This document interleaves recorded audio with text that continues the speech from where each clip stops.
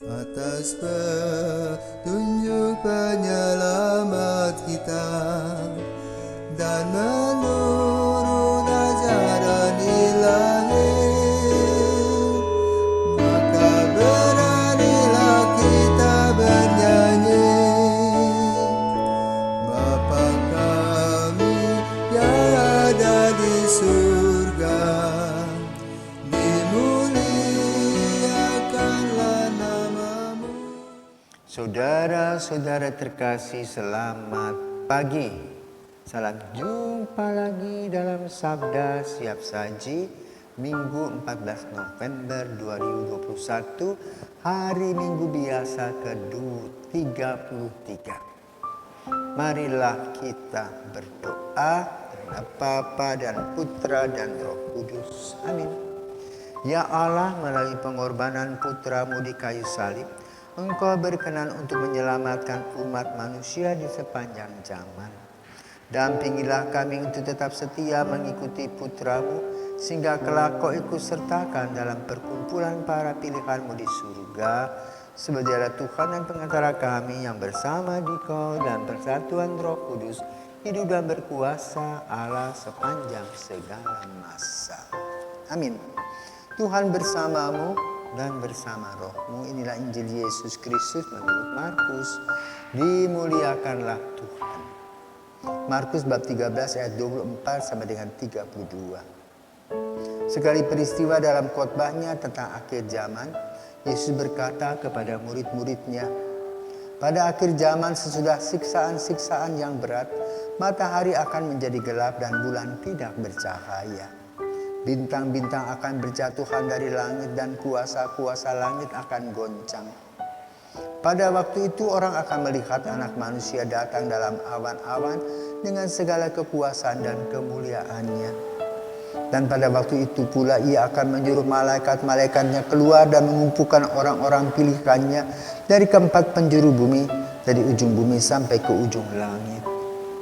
Tariklah pelajaran dari perumpamaan tentang pohon ara.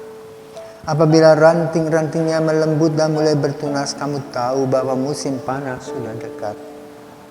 Demikian juga jika kamu lihat hal-hal itu terjadi, ketahuilah bahwa waktunya sudah dekat, sudah di ambang pintu. Aku berkata kepadamu, sesungguhnya angkatan ini tidak akan berlalu sebelum semuanya itu terjadi. Langit dan bumi akan berlalu, tetapi perkataanku tidak akan berlalu. Tetapi tentang hari atau saat itu, tidak ada seorang pun yang tahu. Malaikat-malaikat di surga tidak, dan Anak pun tidak. Hanya Bapa yang tahu. Demikianlah sabda Tuhan, terpujilah Kristus.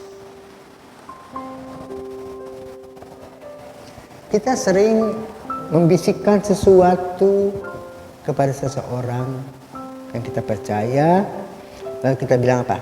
Apa sih? Ngapain sih? Rahasia. Rahasia apa toh? Rahasia. Jadi tidak boleh dibuka. Hanya dia yang orang yang saya bisikkan itu tahu.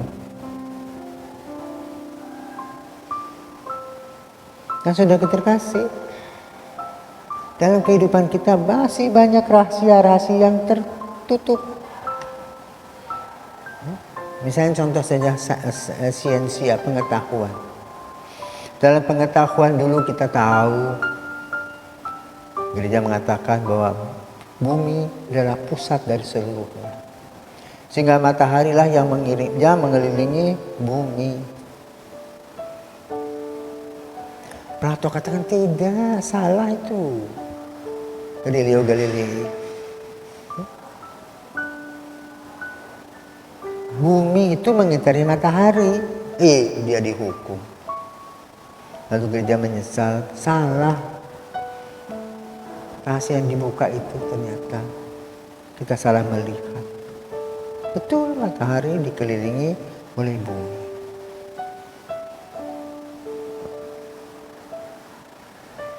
Yang kedua, sekarang kita memakai lampu biasa, tinggal stop kontak, selesai. Dari mana asalnya? Thomas Alva Edison. yang tidak mau sekolah, tapi dia terus mencari dan menganalisa, duduk dengan telur-telur itu, wah melahirkan kehangatan. Lalu lahirlah listrik. Sekarang daya listrik luar biasa, dipakai di mana-mana, ya di pabrik, di rumah, bahkan pergi ke bulan pun memakai daya listrik. Jadi boleh katakan rahasia itu mulai terbuka. Dulu orang tidak bisa membaca menulis, sekarang terbuka, ada A sampai Z dalam huruf Latin. Juga dulu orang jalan kaki naik kuda, sekarang naik sepeda motor, naik kapal terbang, kapal laut, besi aja bisa terbang kok. Pesawat terbang itu besi yang berat tapi dia bisa terbang. Kapal laut pun sama, bertonton tidak tenggelam di laut. Nah, itu semua dibuka oleh Tuhan dengan ilmu pengetahuan yang semakin hari semakin canggih. Bahkan minyak bisa membuat negara-negara Arab wow, hebat. Dan dari padang pasir tadi menjadi gedung-gedung yang wow, megah.